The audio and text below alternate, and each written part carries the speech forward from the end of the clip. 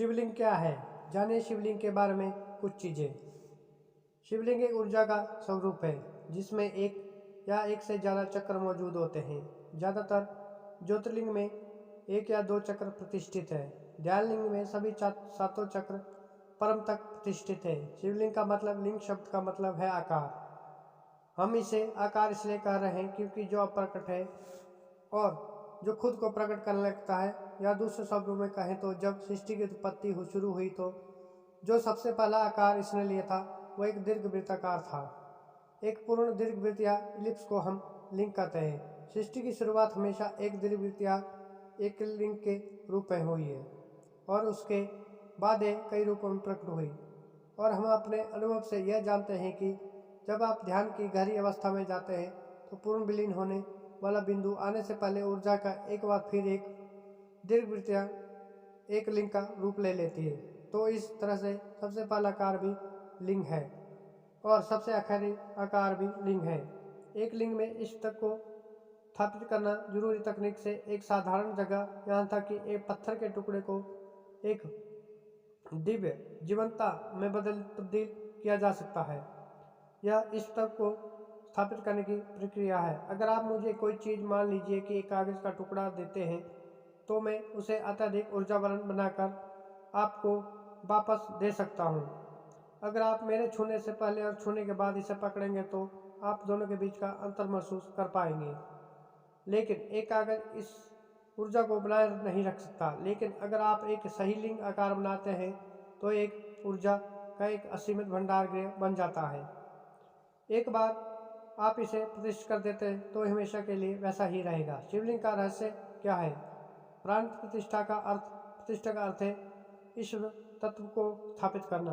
इस तरह की स्थापना का जो सबसे सामान्य तरीका है वो है मंत्रों, अनुष्ठानों तथा अन्य प्रक्रियाओं का इस्तेमाल करना। अगर आप किसी आकार की स्थापना या प्रतिष्ठा मंत्रों के माध्यम से करें तो आपको उस देवता को जीवंत बनाए रखने के लिए उसके निरंतर रखाव की जरूरत होती है। प्राण प्रतिष्ठा ऐसी प्रक्रिया नहीं है। जब एक आकार की प्रतिष्ठा या स्थापना जीवन ऊर्जाओं के माध्यम से की जाती है, न कि मंत्र या स्थानों से, तो जब यह एक बार स्थापित हो जाए तो हमेशा के लिए ऐसा ही रहता है। इसे किसी रखरखाव की आवश्यकता नहीं पड़ती। यही कारण है कि ध्यानलिंग में पूजा नहीं की जाती, क्योंकि इसे रखरखाव की कोई जरूरत नहीं है। इसे प्राण प्रतिष्ठा द्वारा स्थापित किया गया है और यह हमेशा ऐसा ही रहेगा। यहाँ तक कि अगर आप लिंग का पत्थर वाला हिस्सा हटा दें, यह फिर से वैसा ही रहेगा। अगर आप पूरी दुनिया का अंत भी हो जाए तब भी यह वैसा ही रहेगा। लिंग की रचना एक आत्मपरक सब्जेक्ट या भीतरी विज्ञान लिंग को बनाने या विज्ञान के एक अनुभव से जन्मा विज्ञान है जो हजारों सालों से यहाँ मौजूद है। परंतु पिछले 800 या 900 सालों में, खासतौर पर जब भारत में भक्ति आंदोलन की लहर फैली, तो मंदिर निर्माण का विज्ञान खो गया। एक भक्त के लिए अपनी भावनाओं से अधिक महत्वपूर्ण कुछ नहीं होता। उसका रास्ता भावनाओं का है। यह उसकी भावनाओं की ही ताकत होती है जिसमें दम पर वह सब कुछ करता है। तो उन्होंने विज्ञान को किनारे रख दिया और मनचाहे तरीके से मंदिर बनाने लगे। अगर आप जानते हैं, यह एक प्रेम संबंध होता है। एक भक्त जो चाहकर, उसके लिए सब जायज है, क्योंकि उसके पास एक ही चीज़ है और वह है अपनी भावनाओं की ताकत। इसी वजह से लिंग बनाने का विज्ञान खत्म होने लगा, वरना यह एक बहुत गहन विज्ञान था। यह एक आत्मपरक विज्ञान या सब्जेक्टिव साइंस है और इसे कभी लिखा नहीं गया, क्योंकि लिखने से इसके गलत समझे जाने की पूरी संभावना थी। इस तरह से बिना विज्ञान की जानकारी के अनेक लिंगों की स्थापना की गई। शिवलिंग की उत्पत्ति कैसे हुई? चक्रों को दर्शाते हैं लिंग। चक्र ऊर्जा तंत्र में वे स्थान होते हैं जहाँ प्राण की नाड़ियाँ मिलती हैं और ऊर्जा का एक भव्य बनता है। वैसे तो शरीर में 114 चक्र होते हैं, लेकिन आमतौर पर जब हम चक्रों की बात करते हैं तो हम 7 महत्वपूर्ण चक्रों की बात करते हैं, जो कि जीवन के 7 आयाम को दर्शाते हैं। ये 7 महत्वपूर्ण ट्रैफिक जंक्शन की तरह हैं। इस समय भारत में अधिकतर लिंगों में केवल एक या दो चक्र ही स्थापित है। ईशा योग केंद्र में मौजूद ध्यान लिंग की खासियत यह है कि इसमें सातों चक्र को अपने चरम तक ऊर्जावान बनाकर स्थापित किया गया है। यह ऊर्जा की सबसे उच्चतम संभव अभिव्यक्ति है। ये इस तरह से है कि अगर आप ऊर्जा को लेते हैं और उसे उसकी तीव्रता की चरम सीमा तक ले जाते हैं तो केवल एक निश्चित सीमा तक ये आकर आकार को धारण कर सकती है। उसके बाद ये आकार छोड़ देती है। जब ये अपना आकार छोड़ देती है तो लोग इसे अनुभव नहीं कर पाते।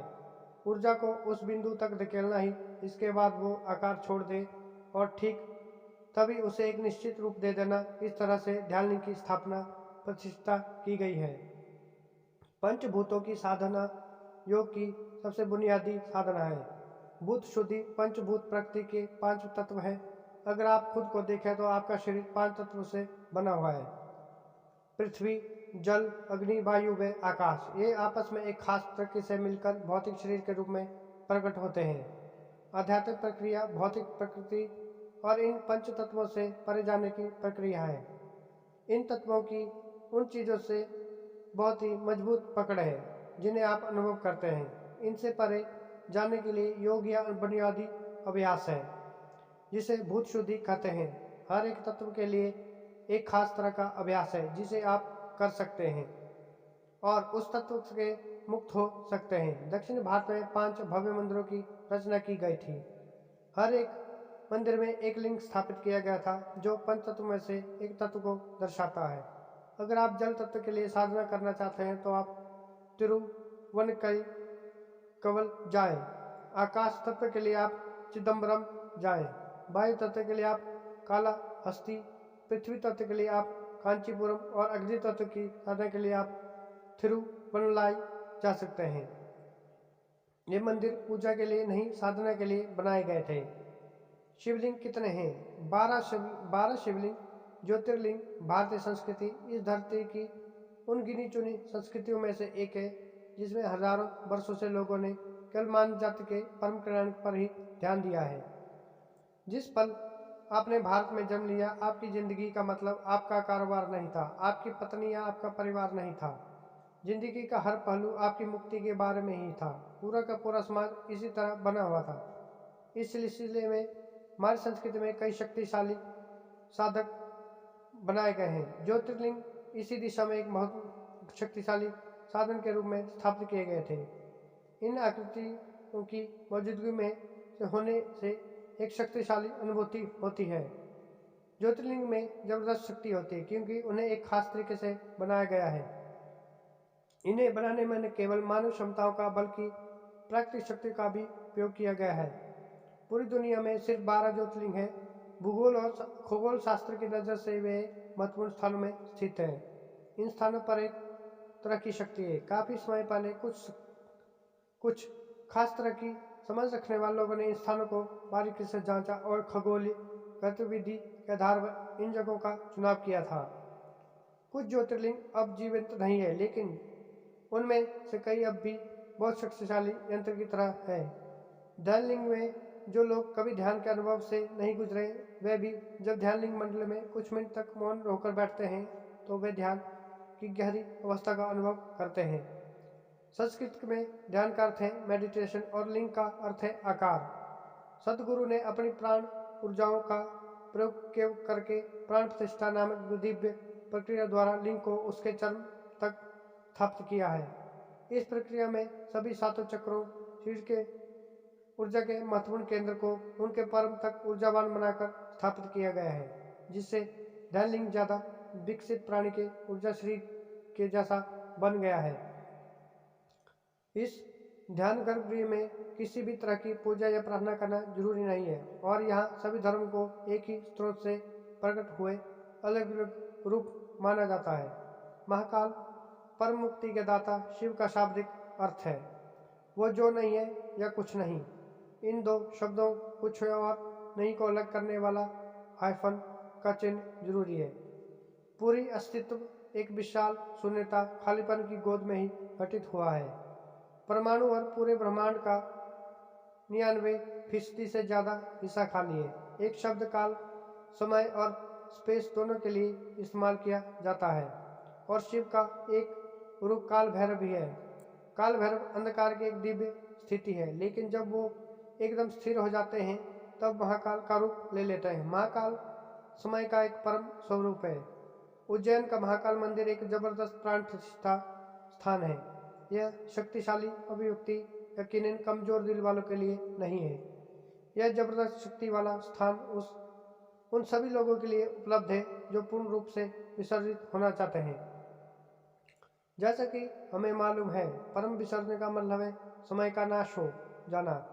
विश्व के किसी भी हिस्से में आध्यात्मिक प्रक्रिया का मतलब हमेशा भौतिकता से परे जाना ही रहा है, क्योंकि भौतिक चीजें चक्रों के अधीन है। इसलिए काल भैरव को अज्ञानता का नाश करने वाले के रूप में देखा जाता है।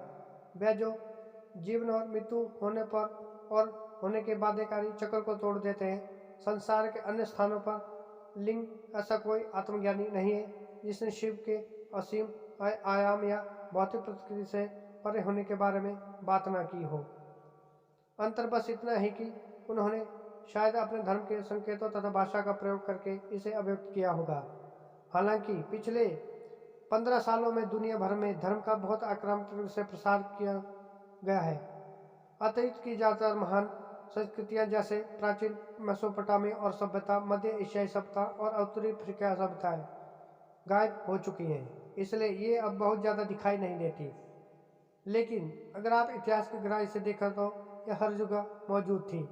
तो कहीं ना कहीं आध्यात्मिक विज्ञान हर स्थिति में मौजूद हुआ करता था, लेकिन पिछले 1500 सालों में विश्व के अन्य हिस्सों में एक बड़े स्तर पर इनका पतन हुआ है। अलग अलग तरह से बनते हैं लिंग जो प्राकृतिक तरीके से बने हैं उन्हें स्वयं निर्मित या शंभू लिंग कहते हैं। जम्मू के उत्तरी क्षेत्र में अमरनाथ में एक गुफा है। एक गुफा के अंदर हर साल बर्फ का शिवलिंग बनता है। यह लिंग प्राकृतिक तरीके से स्टेलेग्माइट से बनता है, जो कि गुफा की छत से टपकता रहता है।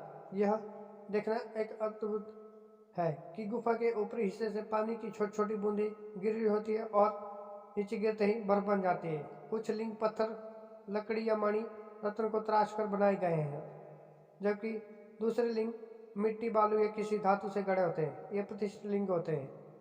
कई लिंग धातु की एक परत से ढके होते हैं और उन्हें एक चेहरे की आकृति भी दी जाती है ताकि भक्त उससे ज़्यादा बेहतर तरीके से जुड़ सके।